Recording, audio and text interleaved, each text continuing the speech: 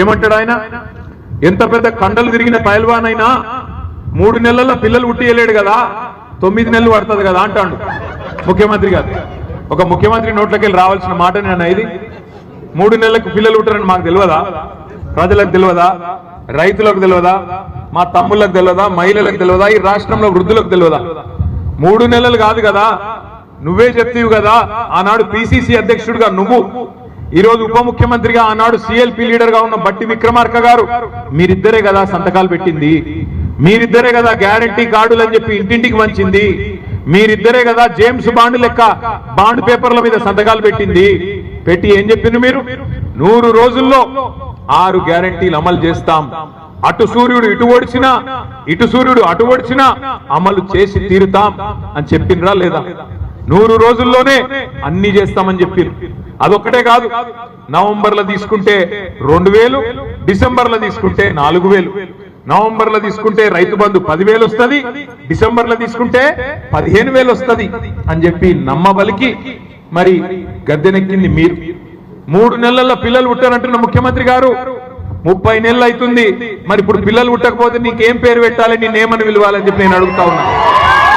30 నెలలు అయింది కదా, 30 నెలలకు కూడా మరి 6 గ్యారెంటీలు అమలు కాకపోతే నేను ఏమనాలి, ఏమనుకోవాలి? నేనేం అంటలేను, ఏమనుకోవాలని మిమ్మల్ని అడుగుతున్నాను. నేను అంటలేను రాబోయ్, అంటే ఏదో బాధ. ఈ మధ్య నేను ఆయన తిరిగితే కూడా మా సుమన్కే నచ్చలేదు. నువ్వు తిట్టకన్నా మేము తిడతాం కదా అంటూ.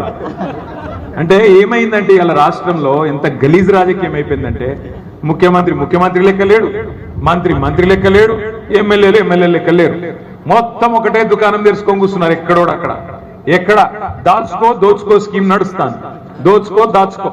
ఇక్కడ దోచుకోవాలి, మొత్తంగా ఎక్కడ ఏది దొరికితే దాన్ని దోచుకోవాలి, తీసుకుపోయి దాచుకోవాలి. ఎంత సిగ్గుచేటంటే దోచుకోని ఉత్తగానే అంటలేను నేను. ఇవాళ ముఖ్యమంత్రి గారి కుటుంబం, ముఖ్యమంత్రి గారి మొత్తం కుటుంబం సకుటుంబ సపరివార సమేతంగా రాష్ట్రంలో ఎక్కడికక్కడ బ్రహ్మాండమైన దోపిడీకి తెరదీసినారు. మన సింగరేణిలో ఇవాళ సింగరేణి సంస్థను నడుపుతున్నది ఏ మంత్రి గారో లేకపోతే ఇక్కడ ఉన్న అధికారులు కాదు. ఇక్కడ ముఖ్యమంత్రి గారి కుటుంబంలో ఆయన బావమరిది సృజన్ రెడ్డి కనుసన్నల్లో సింగరేణిలోని ప్రతి కాంట్రాక్టు ఇక్కడ ఆయన్నే చూస్తా ఉన్నాడు. మీకు తెలుసు, సింగరేణిలో భారతదేశంలో ఎక్కడ లేని విధంగా సైట్ విజిటేషన్ సర్టిఫికెట్ అని కొత్త స్కీమ్ పెట్టింది.